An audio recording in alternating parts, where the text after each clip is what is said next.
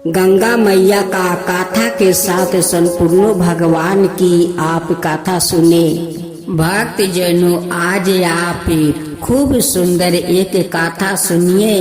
उस लक्ष्मीनिया का एक गांव था। उस गांव में एक लक्ष्मीनिया नाम का औरत रहती थी। उनकी 2 बेटा 2 बहू, पोता पोती, उनकी घर में पूरा भरे हुए परिवार था।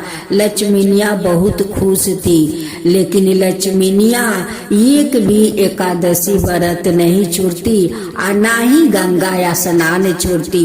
वो गंगा स्नान करने जाती, उस घाट पर ब्राह्मण को बुलाकर वो पूजा पाठ करवाती, पितरों को पिंडा परवाती।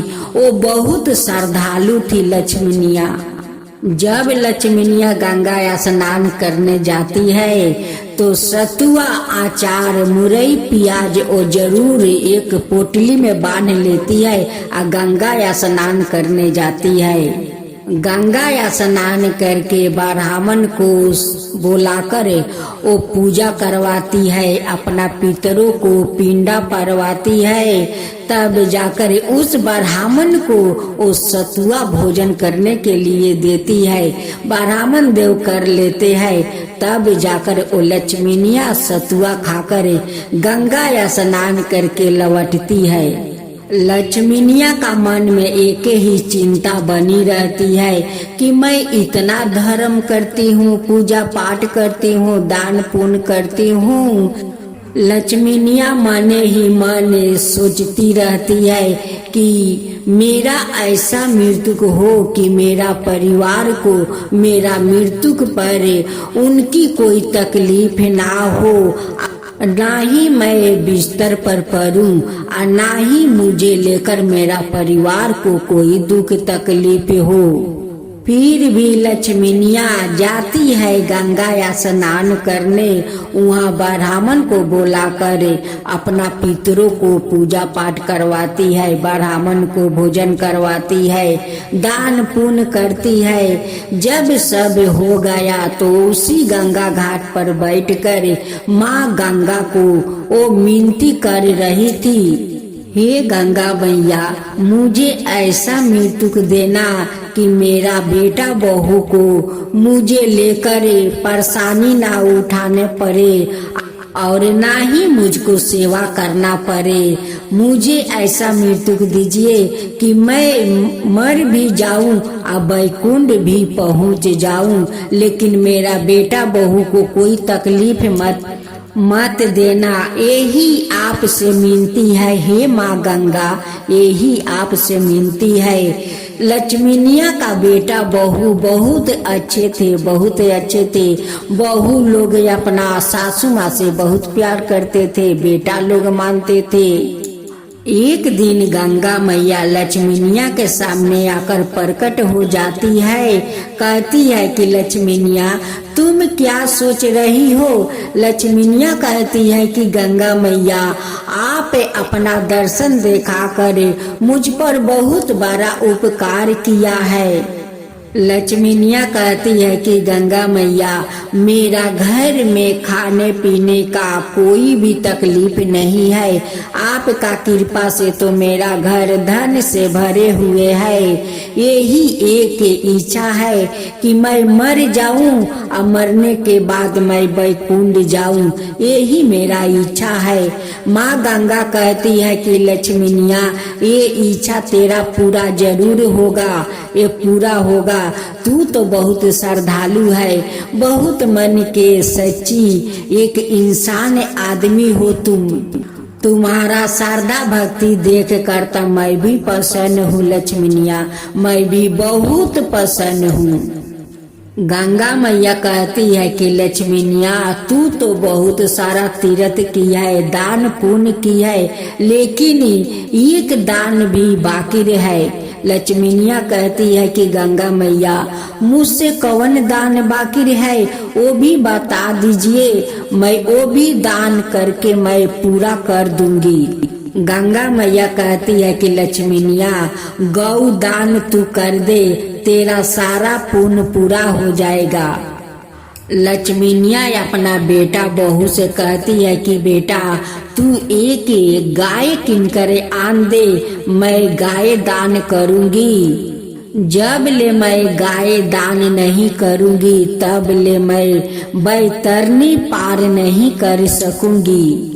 उनकी माँ का कहे अनुसार दोनों बेटा उनकी सारे इच्छा पूरा करते हैं। गाय खरीद कर आनते हैं, ब्राह्मण को बुलवाते हैं, अपना आंगन में बैठा कर सारे विधि विधान के साथ वो गाय को दान करते हैं।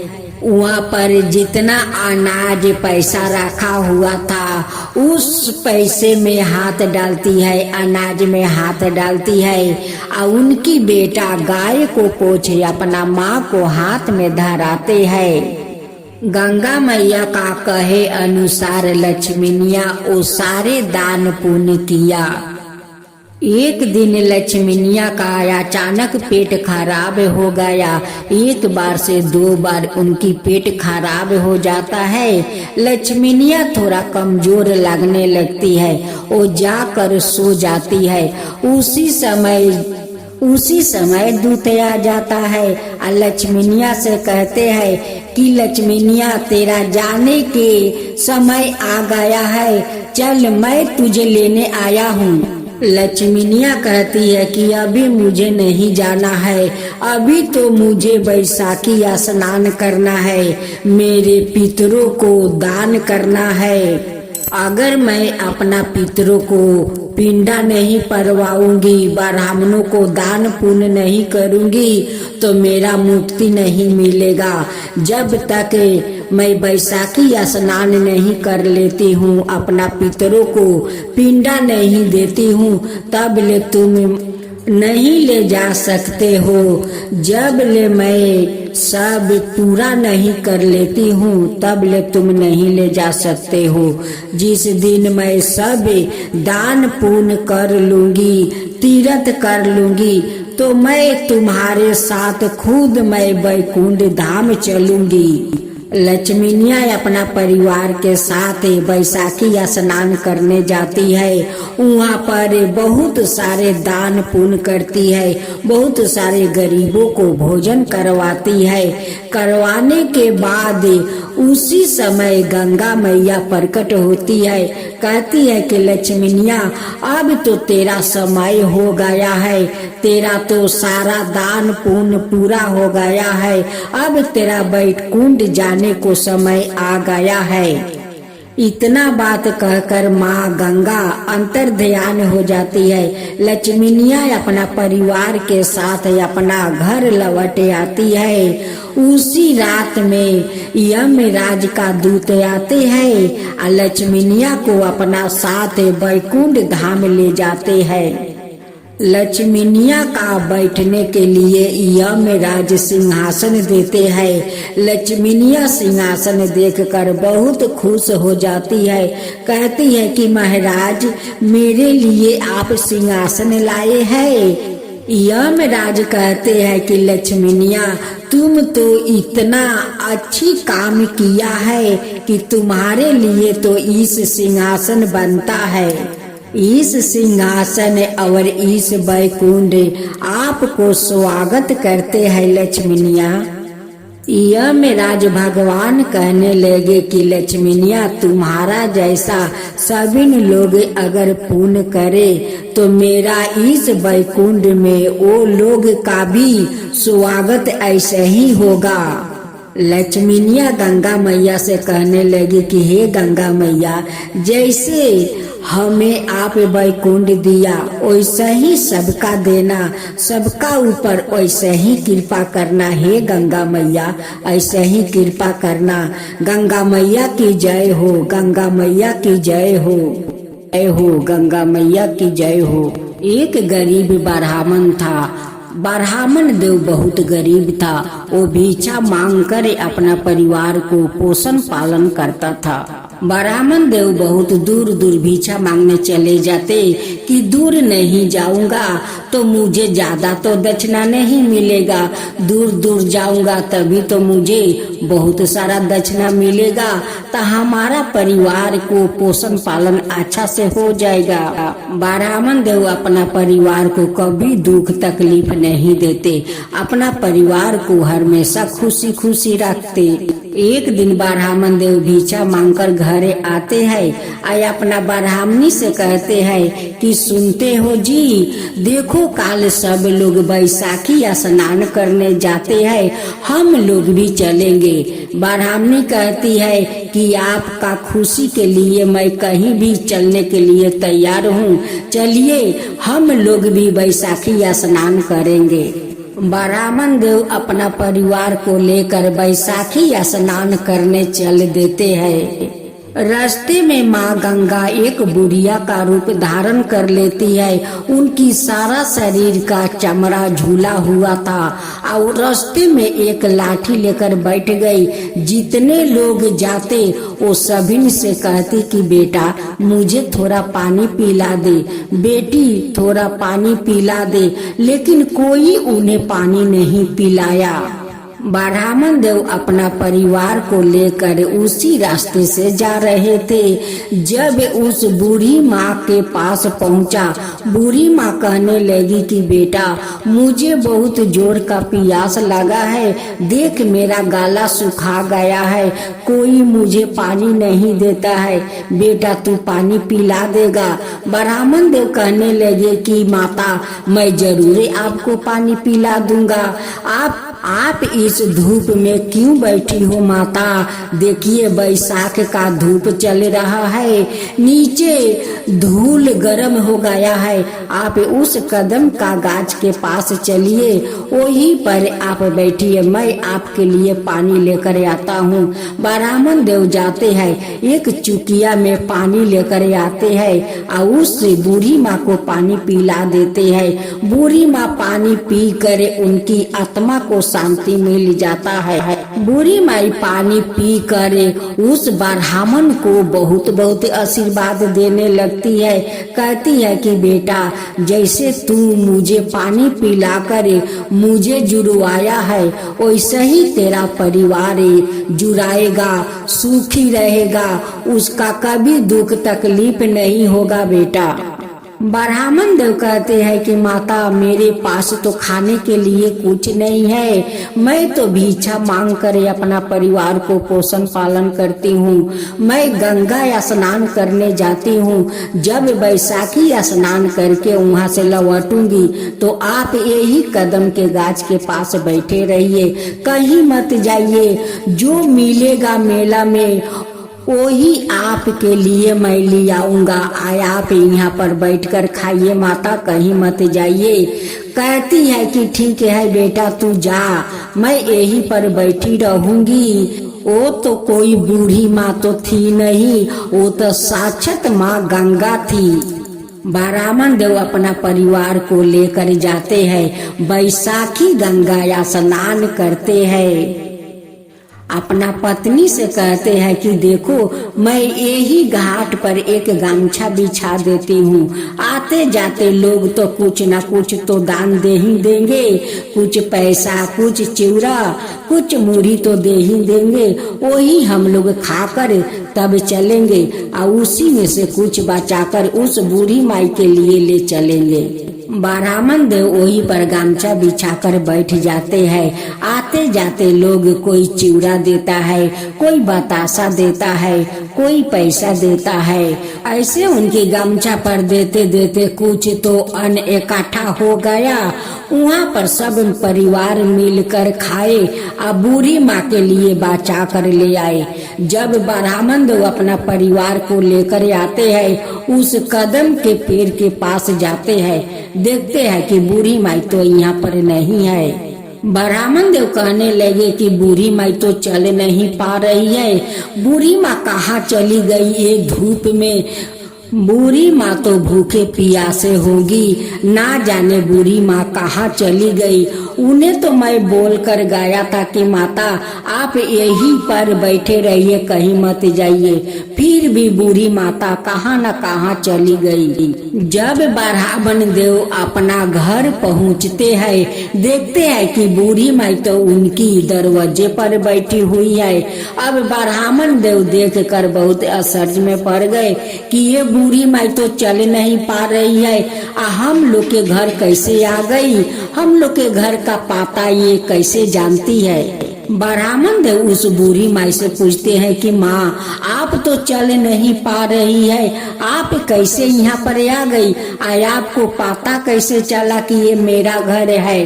तब बेस रूपी माँ गंगा कहती है कि बेटा, ये के गोरू गाड़ी वाला था, वो अपना गाड़ी पर मुझे उठा लिया। अब बोला कि माता जहाँ जाना है वहाँ पर बोलिए, मैं ले चलता हूँ। वो ले आया, आए ही पर मुझे उतार दिया। मुझे तो पता नहीं है बेटा कि ये तेरा घर है, बस गाड़ी वाला लाया, यही पर उतार दिया, बोला कि ये ब्राह्मण का घर है। लेकिन माँ गंगा को तो सब कुछ पता है, उनकी दुख तकलीफ भी पता है, उनकी घर दुआर भी पता है। माँ से भला कुछ छुपता है, माँ तो सब देखती है, सब जानती है। ब्राह्मण देव कहने लगे कि माता, आपको तो बहुत भूख लगी होगी, लीजिए चिवड़ा और बतासा खा लीजिए, खाकर यही चौकी पर आप सो जाइए, आराम कीजिए। जब रात को ब्राह्मण परिवार सो गया तो माँ गंगा भाला कैसे सोती, वो उठ कर अपना चरण उनकी दरवाजे पर छोड़ देती है।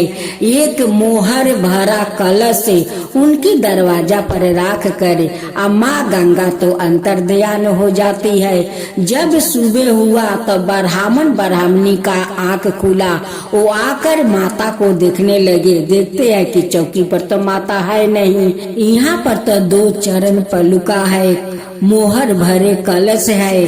अब तो ब्राह्मणी कहती है कि स्वामी, वो कोई बूढ़ी माई नहीं थी, वो तो माँ गंगा थी, साक्षात माँ गंगा थी। आप जो माँ को वहाँ पर पानी पियाया था उसकी कर्ज माँ चुकाया है। घर में जो बतासा चिवड़ा खिलाए थे उनकी कर्ज माँ चुका कर चली गई। ब्राह्मणी कहती है कि स्वामी, हम लोग का भाग्य कितना अच्छा है कि माँ बैसाखी गंगा हम लोग का दर्शन दिया, आपको हाथ से पानी पिया, आपका हाथ का चिवड़ा बतासा खाया। कितना हम लोग तकदीर वाले हैं कि माँ गंगा दर्शन भी दिया और आपका हाथ का भी भोजन भी किया। इतना सारा धन माँ देकर गई कि ये धन हम लोग के कभी शेष नहीं होगा। अब ब्राह्मण ब्राह्मणी बहुत अच्छा अपना महल बना लेते हैं। अब वो लोग आजाद से रहने लगा। सारा दुख तकलीफ माँ गंगा लेकर चली गई और उनकी घर में धन भर गई। हे माँ गंगा, जैसे आप उस ब्राह्मण को दर्शन दिया, उनकी हाथ से भोजन किया, वैसा ही सबका ऊपर कृपा कीजिए, सबका दर्शन दीजिए। हे माँ गंगा, सब कोई का दर्शन दीजिए, वैसा ही सबका घर में धन भर दीजिए। माँ गंगा की जय हो, माँ गंगा की जय हो। यमराज भगवान की जय हो, यमराज भगवान की जय हो। एक महिला से यमराज ने कहा कि मैं तुम्हारे प्राण लेने आया हूँ, मैं तुम्हारा थोड़ा समय देता हूँ। अपनी किस्मत बदलने के लिए इस पुस्तक में जो चाहे लिख दो, वो ही हो जाएगा। महिला ने पुस्तक में देखा तो वह लिखा था, तुम्हारी सहेली को खजाना मिलने वाली है। इसके बाद क्या हुआ? एक महिला को यमराज मिले, लेकिन वो उन्हें पहचान नहीं सकी। उसने यमराज को पानी पिलाया। इसके बाद यमराज ने महिला से कहा कि मैं तुम्हारे प्राण लेने आया हूँ, लेकिन तुमने मुझे पानी पीने के लिए दिया, इस कारण मैं तुमसे खुश हूँ। तुम्हें एक अवसर देता हूँ, तुम अपना भाग्य बदल सकती हो। या कह कर यमराज ने एक पुस्तक महिला को दे दिया और कहा कि इस पुस्तक में तुम्हारे नाम का एक दृष्टि है, वहाँ तुम अपने लिए जो चाहती हो वो लिख सकती हो, जैसा लिखोगी वैसा ही होगा। महिला ने पुस्तक हाथ में ली और जैसे ही उसे खोला तो उसमें लिखा था कि तुम्हारी सहेली को खजाना मिलने वाला है। महिला ने वहाँ लिख दिया कि उसे खजाना ना मिले।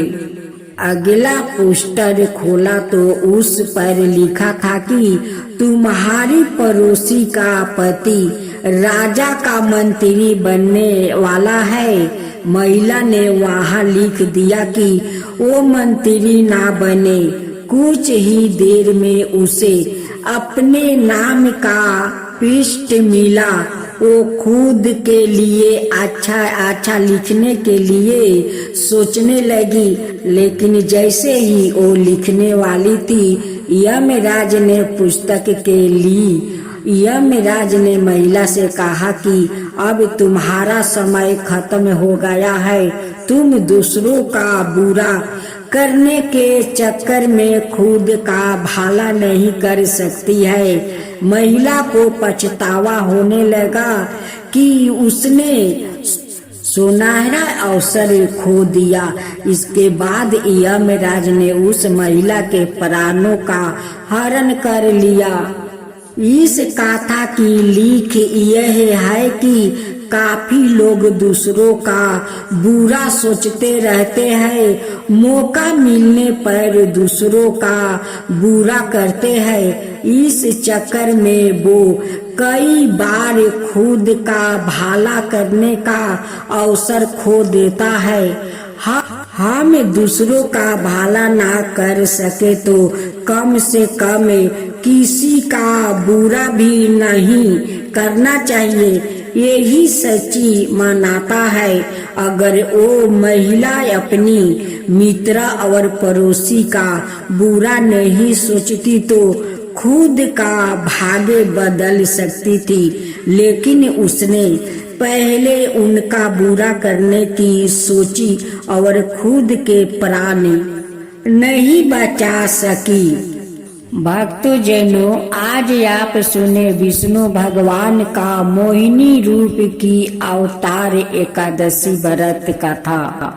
मोहिनी एकादशी मनाई जा रही है। मोहिनी अवतार की पौराणिक कथा के अनुसार जब समुद्र मंथन से निकला अमृत कलश दैत्य एक दूसरे के हाथों से छीन रहे थे, इसी बीच एक मनोरम स्त्री उनके बीच में चली आई। सभी उस मनोरम स्त्री के सुंदर को देख हठत मोहिनी हो गई। वो सभी आपस का झगड़ा भूल कर उन मनोरम स्त्री के पास दौड़ कर गए। दैत्यों ने देवी से पूछा, तुम कौन हो, कहाँ से आई हो? सुंदरी, तुम क्या करना चाहती हो? देवी को देखकर दैत्यों के बीच खलबली मच गया। दैत्य कहने लगे, अब तक देवता दैत्य सीधे गंधर्व चरण और लोक परलोक ने तुम्हें स्पर्श नहीं किए होंगे। अवश्य ही देवताओं ने तुम्हें संपूर्ण इंद्रानियों एवं मन को दीपित करने के लिए भेजा होगा। सुंदरी, तुम हमारा झगड़ा मिटा दो। तुम अन्याय अनुसार निष्पक्ष भाव से इस अमृत को बांट दो, जिससे हम लोग में और अधिक झगड़ा ना हो। प्रस्ताव में श्री हरि विष्णु योग माया शक्ति से योग के हो मोहिनी अवतार धारण किए हुए दैत्यों के पास गए थे।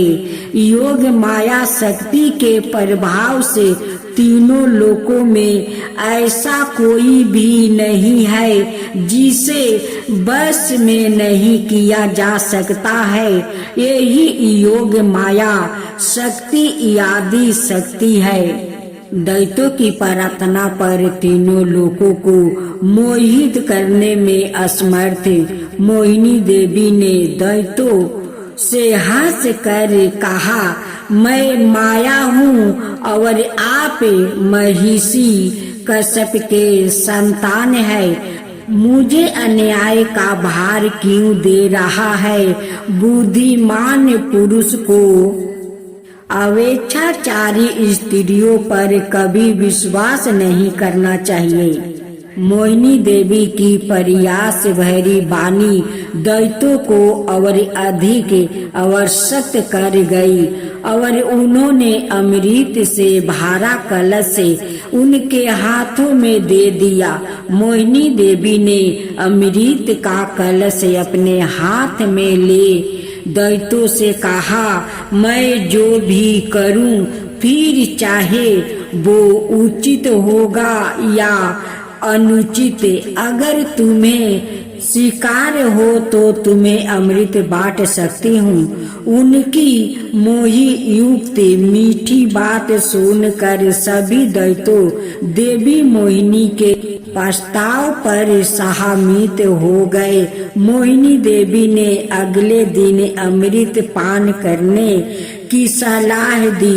मोहिनी देवी के आदेश अनुसार अगले दिन समस्त दैत्य स्नान करे अमृत पान करने हेतु पंचित में बैठे देवता भी वहां आकर बैठ गया। मोहिनी देवी अमृत का कलश हाथ में लेकर आई। वो बड़ी ही सुंदर साड़ी पहने हुई थी, आंखें नशीली हो रही थी। कलश के समान सतन और गज सेवक के झुंड के समान जांघें थी।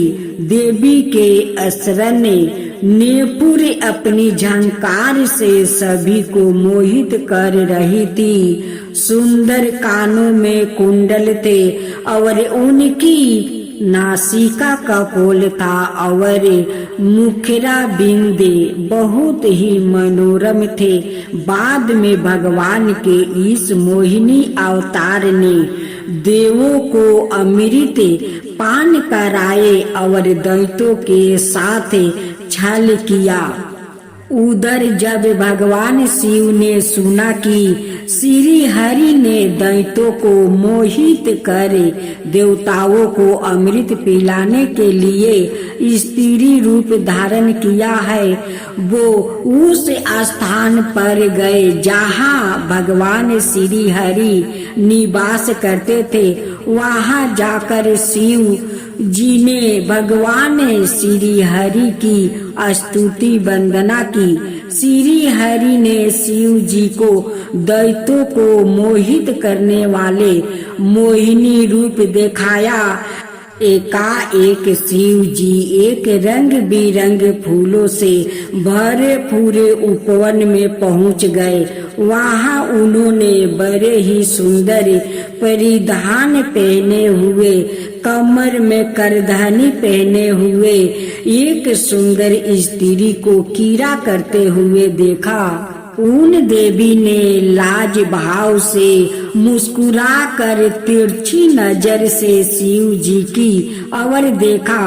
बस फिर क्या था, कामदेव को भस्म करने वाले भगवान शंकर का मन उनके हाथ से निकल गया। वो मोहिनी देवी को निहारने लगे। उनकी चित बन के रस में डूबे शिव जी इतने भावतुर हो गए कि उन्होंने अपने आप की भी सूद नहीं रही जहाँ भगवान शंकर की मोहिनी देवी पर आंखें लग जाती थी, लगी ही रहती थी और उनका मन वही रमन करने लगता था। वो मोहिनी देवी के अत्यंत आक्रोश हो गए थे।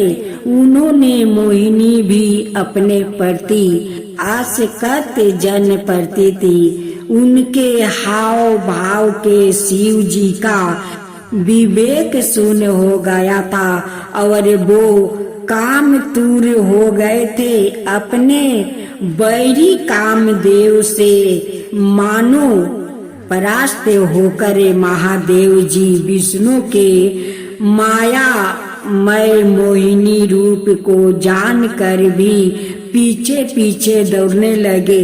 पार्वती जी का ख्याल त्याग कर शंकर मोहिनी के पीछे लग गए।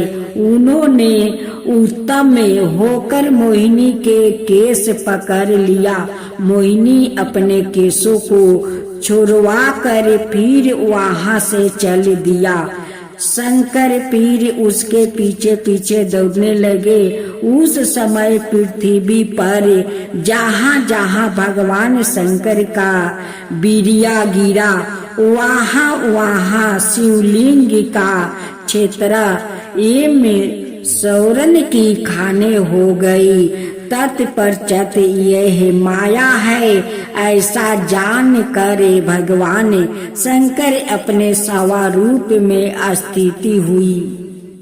माँ तुलसी की जय हो, माँ तुलसी की जय हो, विष्णु भगवान की जय हो, विष्णु भगवान की जय हो।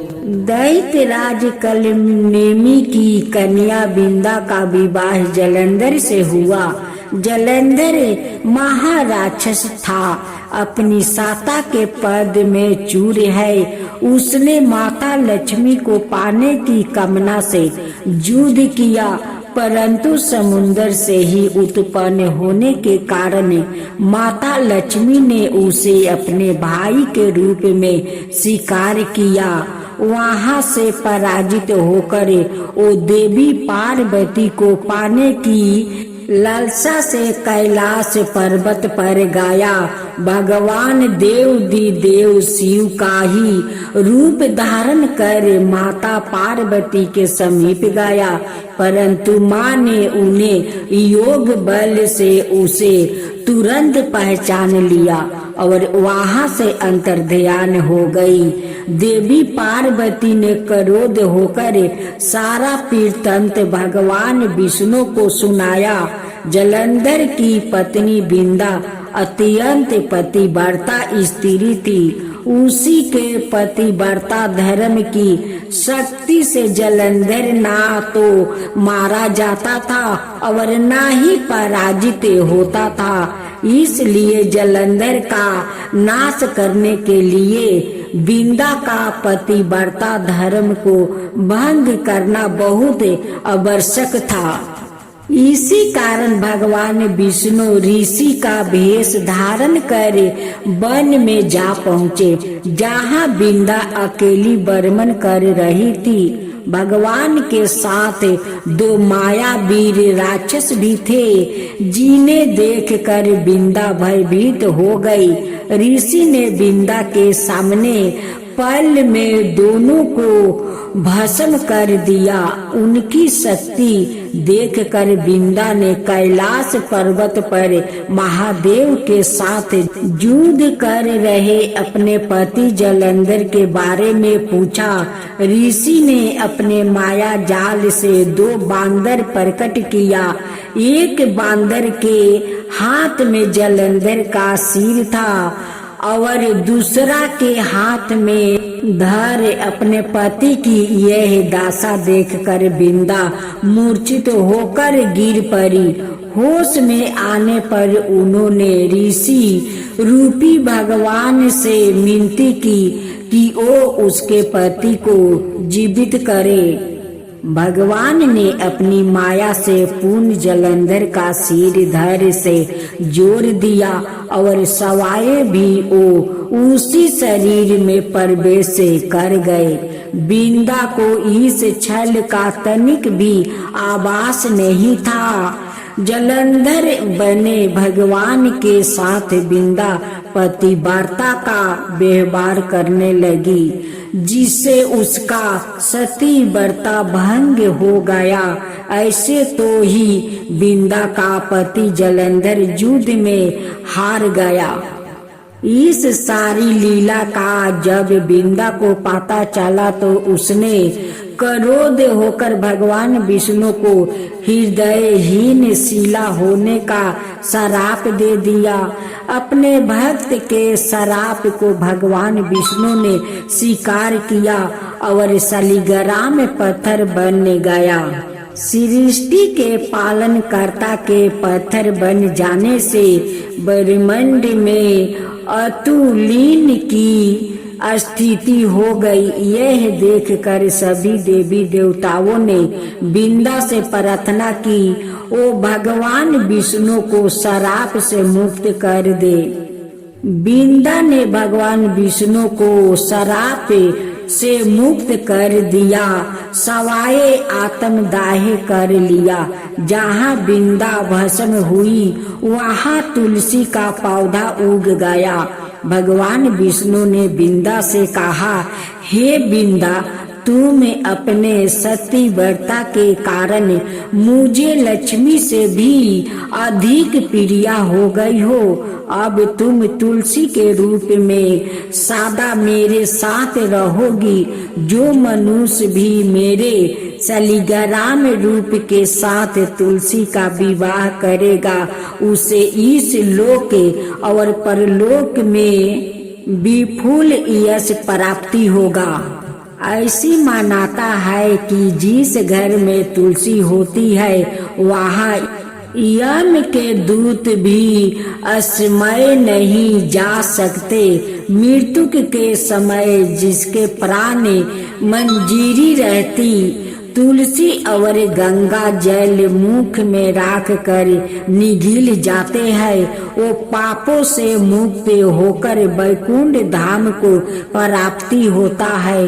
जो मनुष्य तुलसी अमले की छाया में अपने पितरों का श्राद्ध करता है उसके पितरों मोक्ष को प्राप्ति हो जाते हैं। यमराज भगवान की जय हो। यमराज भगवान की जय हो।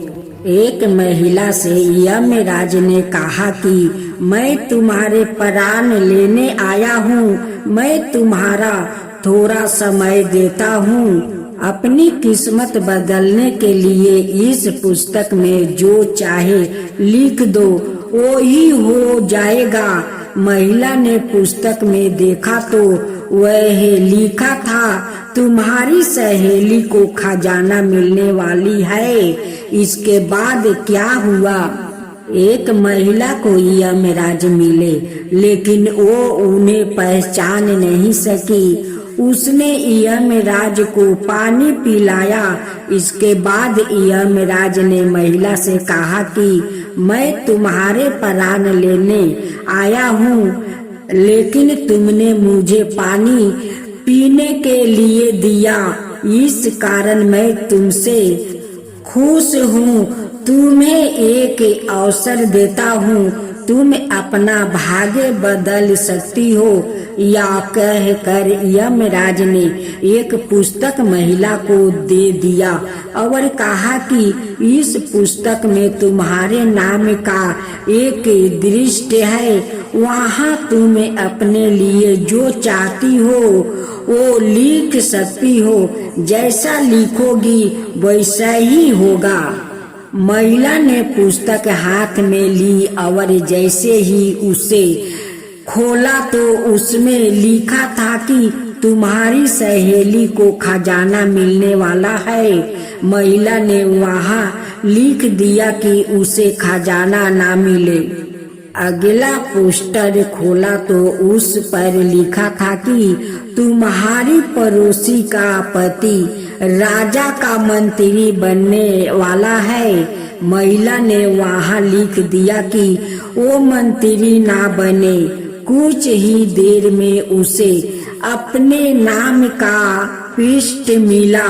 वो खुद के लिए अच्छा लिखने के लिए सोचने लगी, लेकिन जैसे ही वो लिखने वाली थी, यमराज ने पुस्तक के ली। यमराज ने महिला से कहा कि अब तुम्हारा समय खत्म हो गया है। तुम दूसरों का बुरा करने के चक्कर में खुद का भला नहीं कर सकती है। महिला को पछतावा होने लगा कि उसने सुनहरा अवसर खो दिया। इसके बाद यमराज ने उस महिला के प्राणों का हरण कर लिया। इस कथा की लिख यह है कि काफी लोग दूसरों का बुरा सोचते रहते हैं। मौका मिलने पर दूसरों का बुरा करते हैं। इस चक्कर में वो कई बार खुद का भला करने का अवसर खो देता है। हम दूसरों का भला ना कर सके तो कम से कम किसी का बुरा भी नहीं करना चाहिए। यही सच्ची मानवता है। अगर वो महिला अपनी मित्र और पड़ोसी का बुरा नहीं सोचती तो खुद का भाग्य बदल सकती थी, लेकिन उसने पहले उनका बुरा करने की सोची और खुद के प्राण नहीं बचा सकी। जय हो गंगा मैया की जय हो। एक गरीब ब्राह्मण था। ब्राह्मण देव बहुत गरीब था। वो भिक्षा मांगकर अपना परिवार को पोषण पालन करता था। ब्राह्मण देव बहुत दूर दूर भिक्षा मांगने चले जाते कि दूर नहीं जाऊंगा तो मुझे ज्यादा तो दक्षिणा नहीं मिलेगा, दूर दूर जाऊंगा तभी तो मुझे बहुत सारा दक्षिणा मिलेगा, तो हमारा परिवार को पोषण पालन अच्छा से हो जाएगा। ब्राह्मण देव अपना परिवार को कभी दुख तकलीफ नहीं देते, अपना परिवार को हमेशा खुशी खुशी रखते। एक दिन ब्राह्मण देव भिक्षा मांगकर घरे आते हैं। आए अपना ब्राह्मणी से कहते हैं कि सुनते हो जी, देखो काल सब लोग बैसाखी स्नान करने जाते हैं, हम लोग भी चलेंगे। ब्राह्मणी कहती है कि आपका खुशी के लिए मैं कहीं भी चलने के लिए तैयार हूँ, चलिए हम लोग भी बैसाखी स्नान करेंगे। ब्राह्मण देव अपना परिवार को लेकर बैसाखी स्नान करने चल देते हैं। रास्ते में माँ गंगा एक बुढ़िया का रूप धारण कर लेती है। उनकी सारा शरीर का चमड़ा झूला हुआ था और रास्ते में एक लाठी लेकर बैठ गई। जितने लोग जाते वो सभी से कहती कि बेटा मुझे थोड़ा पानी पिला दे, बेटी थोड़ा पानी पिला दे, लेकिन कोई उन्हें पानी नहीं पिलाया। ब्राह्मण देव अपना परिवार को लेकर उसी रास्ते से जा रहे थे। जब उस बूढ़ी माँ के पास पहुँचा, बूढ़ी माँ कहने लगी कि बेटा मुझे बहुत जोर का प्यास लगा है, देख मेरा गला सूखा गया है, कोई मुझे पानी नहीं देता है, बेटा तू पानी पिला देगा। ब्राह्मण देव कहने लगे कि माता मैं जरूर आपको पानी पिला दूंगा। आप इस धूप में क्यों बैठी हो माता? देखिए बैसाख का धूप चल रहा है, नीचे धूल गर्म हो गया है, आप उस कदम का गाछ के पास चलिए, वहीं पर आप बैठिए, मैं आपके लिए पानी लेकर आता हूँ। ब्राह्मण देव जाते हैं, एक चुकिया में पानी लेकर आते हैं और उस बूढ़ी माँ को पानी पिला देते हैं। बूढ़ी माँ पानी पी कर उनकी आत्मा को शांति मिल जाता है। बूढ़ी माई पानी पी कर उस ब्राह्मण को बहुत बहुत आशीर्वाद देने लगती है। कहती है कि बेटा जैसे तू मुझे पानी पिलाकर मुझे जुड़वाया है, वैसे ही तेरा परिवार जुड़ाएगा, सुखी रहेगा, उसका कभी दुख तकलीफ नहीं होगा बेटा। ब्राह्मण देव कहते हैं कि माता मेरे पास तो खाने के लिए कुछ नहीं है, मैं तो भिक्षा मांग कर अपना परिवार को पोषण पालन करती हूँ। मैं गंगा स्नान करने जाती हूँ, जब बैसाखी स्नान करके वहाँ से लौटूंगी तो आप यही कदम के गाछ के पास बैठे रहिए, कहीं मत जाइए। जो मिलेगा मेला में वही आपके लिए मैं ले आऊंगा, आप यहाँ पर बैठकर खाइए माता, कहीं मत जाइए। कहती है कि ठीक है बेटा तू जा, मैं यहीं पर बैठी रहूंगी। वो तो कोई बूढ़ी माँ तो थी नहीं, वो तो साक्षात माँ गंगा थी। ब्राह्मण देव अपना परिवार को लेकर जाते हैं, बैसाखी गंगा स्नान करते हैं। अपना पत्नी से कहते हैं कि देखो मैं यही घाट पर एक गमछा बिछा देती हूँ, आते जाते लोग तो कुछ ना कुछ तो दान दे ही देंगे, कुछ पैसा, कुछ चिवड़ा, कुछ मुरही तो दे ही देंगे, वही हम लोग खाकर तब चलेंगे और उसी में से कुछ बचाकर उस बूढ़ी माई के लिए ले चलेंगे। ब्राह्मण देव वही पर गमछा बिछाकर बैठ जाते हैं। आते जाते लोग कोई चिवड़ा देता है, कोई बतासा देता है, कोई पैसा देता है। ऐसे उनके गमछा पर देते देते कुछ तो अन्न इकट्ठा हो गया। वहाँ पर सब परिवार मिलकर खाए और बूढ़ी माँ के लिए बचा कर ले आए। जब ब्राह्मण देव अपना परिवार को लेकर आते हैं, उस कदम के पेड़ के पास जाते हैं, देखते हैं कि बूढ़ी माई तो यहाँ पर नहीं है। ब्राह्मण देव कहने लगे कि बूढ़ी माई तो चल नहीं पा रही है, बूढ़ी माँ कहाँ चली गई ये धूप में? बूढ़ी माँ तो भूखे प्यासे होगी, ना जाने बूढ़ी माँ कहाँ चली गई। उन्हें तो मैं बोल कर गया था कि माता आप यहीं पर बैठे रहिए, कहीं मत जाइए, फिर भी बूढ़ी माता कहाँ न कहाँ चली गई। जब ब्राह्मण देव अपना घर पहुँचते हैं, देखते हैं कि बूढ़ी माई तो उनकी दरवाजे पर बैठी हुई है। अब ब्राह्मण देव देख कर बहुत आश्चर्य में पड़ गए कि ये बूढ़ी माई तो चल नहीं पा रही है, हम लोग के घर कैसे आ गई, हम लोग के घर का पता ये कैसे जानती है। ब्राह्मण देव उस बूढ़ी माई से पूछते हैं कि माँ आप तो चल नहीं पा रही है, आप कैसे यहाँ पर आ गई, आपको पता कैसे चला कि ये मेरा घर है? तब बेस रूपी माँ गंगा कहती है कि बेटा ये के गोरू गाड़ी वाला था, वो अपना गाड़ी पर मुझे उठा लिया और बोला कि माता जहाँ जाना है वहाँ पर बोलिए मैं ले चलता हूँ।